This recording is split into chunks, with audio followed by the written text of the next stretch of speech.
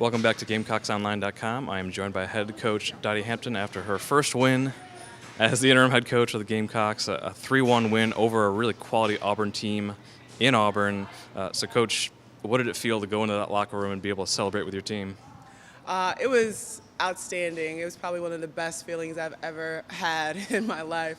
Those girls were so excited, and I was so proud of them and just their effort and the way that they played. And they played together. And so, we've been talking about family and team and taking care of each other. And so I think tonight was just the epitome of that. And it's just, something of good things to come, I guess. It seemed like the offense really keyed in on the influence of Courtney Kaler tonight. She was aggressive in her own right, dumping the ball, and then she was very diverse with who she was going with. She kind of noticed that they were keying in on Shields after those first two sets and kind of mixed it up. So what kind of impressed you about your sophomore setters night tonight? Man, I think she made some great decisions. She really did understand that, Michaela's going to be a big offensive threat for us, and people are going to, key on her and double block them, and so we have to get other people on our offense involved as well. And so I think tonight was a great mix-up. She went to her a little bit early, and then she saw the double block, and then she got her other hitters involved, and then just kind of spread it out from there, and I thought she did a really, really good job.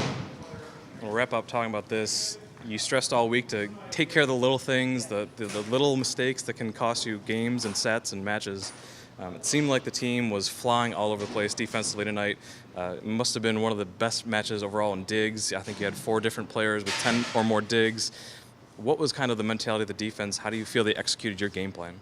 Yeah, we've been stressing the small balls and the fact that those small balls are the things that get us in matches and something that costs us in matches. And today we really focused on making sure when we had the small ball opportunities that we were very disciplined in our base and making sure that we were taking care of them. And so, the defense was flying around making sure that we're, picking up those loose balls and balls off the blocks and, balls that kind of bounce around and then converting those into kills. So I thought they did a really, really good job with that and just kind of executing that. We stressed point by point and not, looking forward to the end of the game. And they played those balls tremendously, I thought. And you've got a few days to get ready for heading back to Alabama to face the Crimson Tide. So you've got a couple days of practice to kind of get ready for the Crimson Tide. What are your thoughts heading into that match now that kind of a weight has been lifted from the team mentally and physically?